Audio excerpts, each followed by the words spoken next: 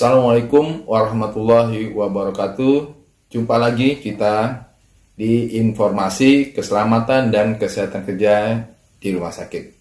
Sobat Safety, sekarang kita masuk episode Fire Safety Risk Assessment. Episode sebelumnya sudah kita bahas tentang Fire Risk Assessment ya.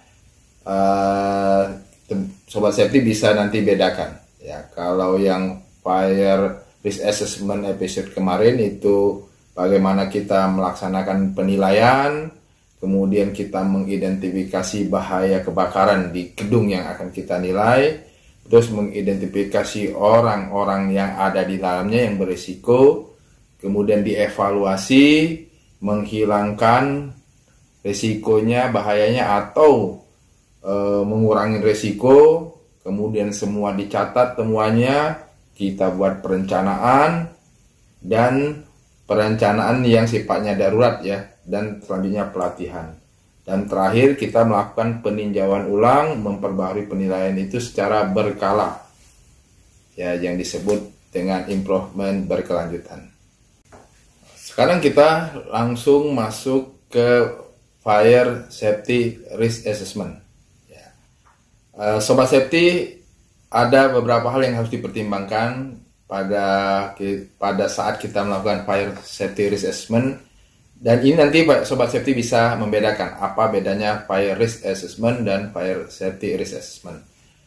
Adapun yang perlu dipertimbangkan yaitu pintu keluar atau rute darurat di gedung yang kita nilai. Itu yang pertama.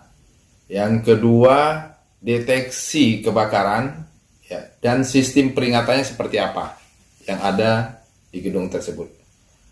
Kemudian peralatan pemadaman kebakarannya menggunakan apa? Kemudian pemindahan atau penyimpanan zat berbahaya yang aman. Nah, ini tidak hanya B3 yang berbahaya aja ya. Jadi semua yang ada di lokasi yang kita nilai yang bahannya berbahaya terhadap kebakaran itu bagaimana pemindahan dan penyimpanannya. Berikutnya, rencana evakuasi kebakaran daruratnya seperti apa di tempat yang kita nilai. Kemudian kebutuhan orang-orang yang rentan yang ada di gedung rumah sakit yang kita nilai tersebut, apa aja kebutuhannya. Berikutnya, yang sudah pasti kita harus bagaimana memberikan informasi ke orang lain ya terkait dengan informasi darurat yang ada di gedung tersebut ya. Dan paling penting kembali lagi bagaimana kita melakukan pelatihan keselamatan kebakaran pada seluruh petugas yang ada di rumah sakit yang ada di gedung yang kita nilai. Sebenarnya Sobat Safety bisa melakukan penilaian ya, masing-masing di rumah sakit, baik di rumah sakit provinsi, daerah, bahkan di puskesmas pun bisa melakukan penilaian ini. Ya, Sobat Safety itu bisa melihat panduan ya untuk penilaian risiko untuk keselamatan kebakaran dari standar. Ya. Kemudian jika kita tidak memiliki keahlian atau waktu untuk melakukan risk assessment tersebut, maka kita bisa minta bantuan ya orang yang kompeten di bidang asesor. Jadi Sobat Safety bidang asesor ya. Jangan sampai ada perbedaan antara seorang asesor, auditor, dan surveyor. Nah, ini dalam hal ini kita bukan seorang asesor. Atau kita bisa minta bantu petugas dinas kebakaran setempat di daerah kita masing-masing. Mungkin mereka bisa memberikan saran ya. Ini semua kita lakukan karena mungkin kita masih kurang yakin apakah penilaian kita itu benar atau tidak.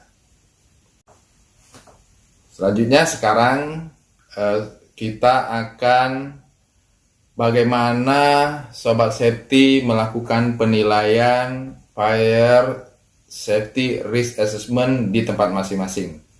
Sobat pasti bisa melaksanakannya. Ada 5 langkah yang akan kami bagi berdasarkan pengalaman ya. Sobat Safety bisa ikuti 5 langkah ini, kemudian nanti isi checklistnya ya. Setelah itu nilai resiko kebakarannya, kemudian buatkan perencanaan keselamatan kebakaran di rumah sakit. Nah, nanti diikutin, insya Allah bisa melakukan Fire Safety Risk Assessment di rumah sakit masing-masing. Tahap pertama adalah kita mengidentifikasi bahaya kebakaran di gedung atau tempat yang kita nilai. Batasannya apa? Itu mulai dari di mana letak sumber penyalaan ya yang ada di tempat tersebut ya. Sumber penyalaan ini sifatnya bila dia bersentuhan dengan bahan bakar apapun yang mudah terbakar dan oksigen di sekitarnya, itu bisa menyebabkan kebakaran. Ya. Kemudian kita perlu memisahkan ya sumber penyalaan ini dengan bahan bakarnya bila ditemukan. Jadi batasannya itu. Kemudian yang harus dipikirkan yaitu bagaimana api bisa menyala di lokasi tempat gedung atau tempat yang kita nilai. Jadi kita harus pikir tentang pemanas, terus penerangan lampu, kemudian nyala api dalam bentuk apapun, kemudian peralatan listrik, terus proses panas ya, mungkin ada pengelasan atau penggergajian, kemudian rokok, korek api, ya, dan apapun yang menjadi sangat panas ya, atau menyebabkan percikan. Itu batasannya. Ya. Selanjutnya, kita harus melihat yang kita nilai itu apa yang bisa terbakar di lokasi tersebut. Jadi contoh yang harus dilihat, kantong sampah, kemudian perabotan yang bisa terbakar, terus bensin, solar, cat pernis, kayu, kertas, karet, dan dinding atau plafon yang sudah dilapisin ya. Nah itu Sobat Safety tulis semua temuannya, batasannya yang sudah kita sebutkan di atas itu. Ada atau tidak ya, yang dinilai pada tahap 1 ini yaitu di dalam gedung dan juga di luar gedungnya ya Sobat Safety. Nah setelah semua yang batasan tadi Sobat Safety dapatkan ditulis dengan detail, maka dipindahkan ke checklist. Jadi di checklist tahap 1 ini ada 2 yang Sobat Safety bisa checklist. Ini sama saja, checklist ini sebenarnya menjawab data-data yang didapat di tahap 1. Yaitu yang pertama, checklist pertama, apakah kita menemukan sesuatu yang dapat memicu kebakaran di tempat tersebut. Bila kita checklist, maka buat catatannya. Apa aja? Secara detail ya. Kemudian yang kedua, apakah menemukan sesuatu yang bisa terbakar di lokasi tersebut, di gedung atau di tempat yang kita nilai. Buat juga catatannya. Jadi kalau kita menceklis ini, maka pasti ada catatan detailnya. Tapi kalau nanti tidak ada checklist, ya berarti kita tidak melakukan pengamatan di lapangan. Baiklah, Sobat Safety, saya ambil rangkumannya ya. Yang pertama, 2 checklist tadi diisi dengan data batasannya yang sudah saya sampaikan di atas tadi. Jangan kemana-mana. Jangan kemana, batasannya sudah disampaikan.